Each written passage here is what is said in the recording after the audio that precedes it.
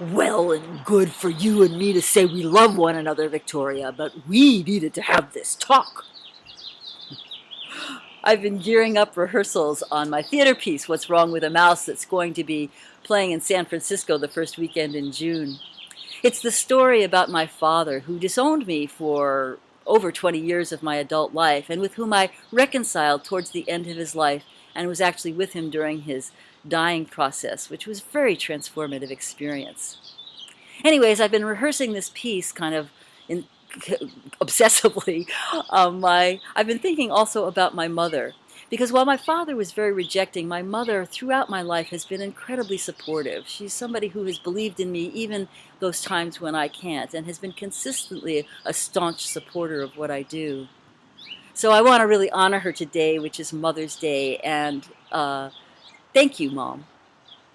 As I've been thinking about my mother and my father and the contrast that I sort of experienced growing up with these two very different personalities, I've been really brought back to the Way of Joy practice called Embrace Wholeness, which is a concept of how do we embrace the whole of our lives, where we don't either get stuck in thinking that we have to keep a positive attitude and just be in denial about things that are difficult or challenging.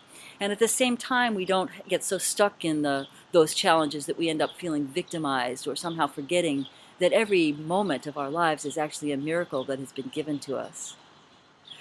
One of the things that brings me back to that is the practice called um, uh, the shower, which I'd love you to join me and do with me if you'd like. In it, what we're doing is we're just circling the arms, and you're feeling your feet on the ground and the crown of your head lifted up towards the sky. Or if you're sitting, feel your sits bones on your chair.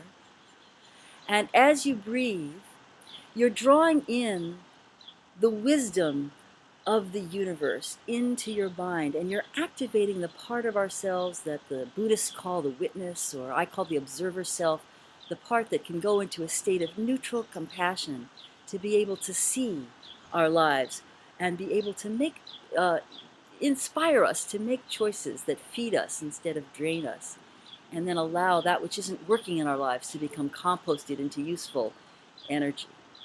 So this is called the shower, and it belongs with the practice in the Way of Joy called Embrace Wholeness. I embrace my whole life. Ha!